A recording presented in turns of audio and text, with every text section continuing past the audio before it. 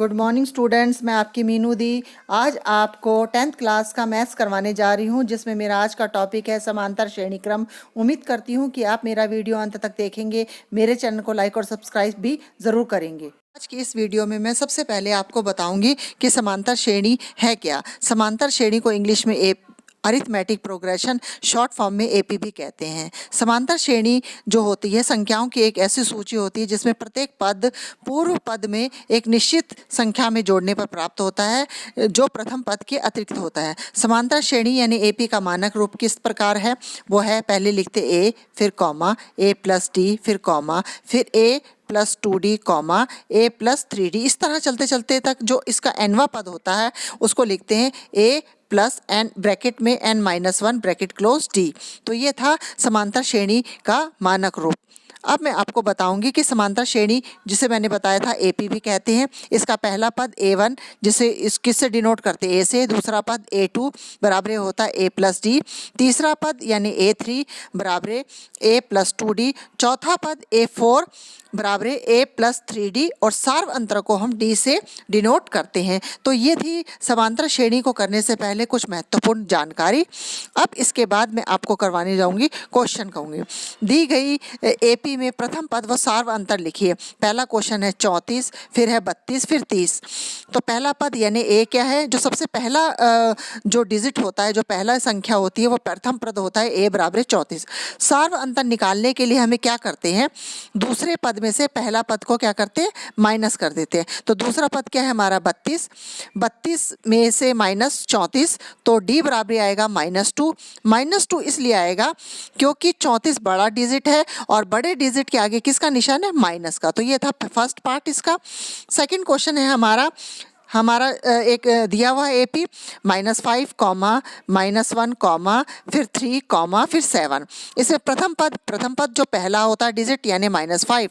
सार्वंतर यानी डी को किस तरह निकालते हैं? दूसरा पद माइनस पहला पद, डी बराबर -1 फिर ब्रैकेट में -5। D is equal to -1।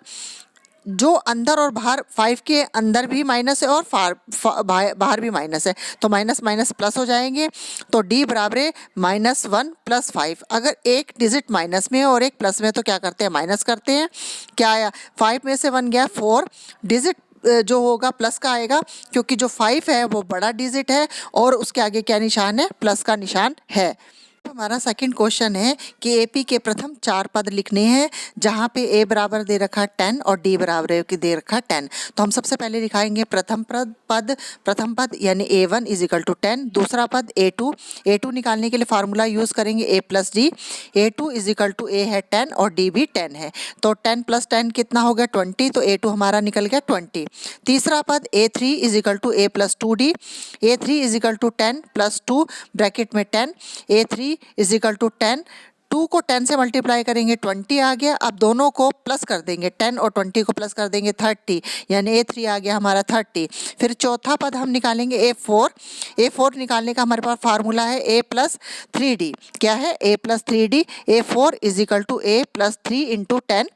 a4 is equal to 10 plus 3 को 10 से मल्टीप्लाई कराएगा 30। a4 आ गया हमारा 40। तो ये हमारे चारों पद निकल गए, प्रथम, द्वितीय, तृतीय और चतुर्थ पद। चारों पद हमारे निकल गए। ठीक है, तो ये था इसका फर्स्ट पार्ट हमारा। सेकंड पार्ट हम निकालेंगे। हमारे पास ए दे रखा 4 और डी दे रखा -1। सेम उसी तरह प्रथम पद a1 इज इक्वल टू क्या आ गया? 4। दूसरा पद a2 a plus d. a2 यानी is equal to 4 plus bracket में -3। 4 में से -3 जाएगा तो क्या बचेगा? 1। तीसरा पद a3 a plus 2d। a3 is equal to a plus 2 bracket में -3।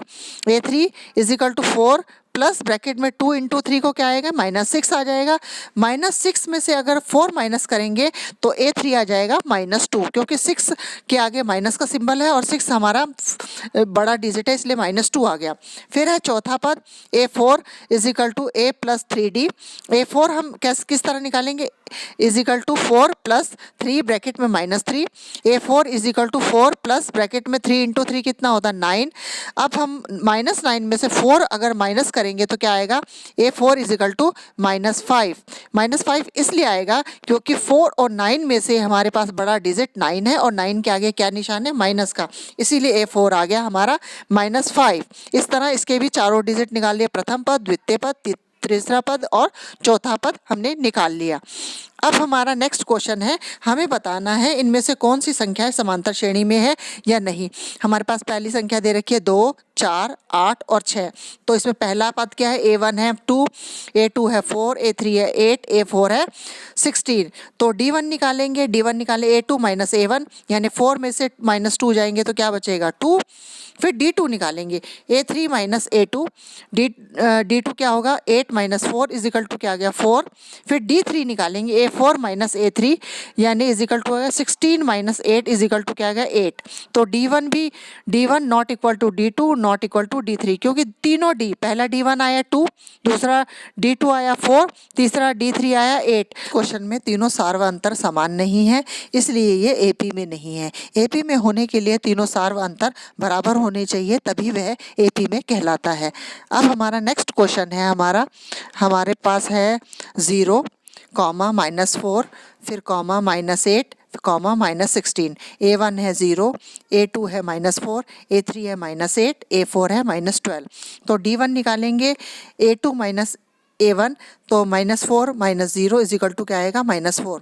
D2 हम निकालेंगे, A3 minus A2, D2 is equal to आएगा -8 माइनस ब्रैकेट में -4, D2 इज इक्वल टू -8, -4 जो के बाहर भी माइनस है तो इसलिए +4 हो जाएगा, तो D2 आएगा -4। D3 जो होगा A4 माइनस A3 यानी -12 माइनस ब्रैकेट में -8, D3 इज इक्वल टू -12 + 8, तो D3 भी आएगा -4। तो D1 equal to D2 is equal to D3। AP में है क्योंकि इनके तीनों सारवंतर समान है, इसलिए ये AP में है। तो ये था सेकंड पार्ट।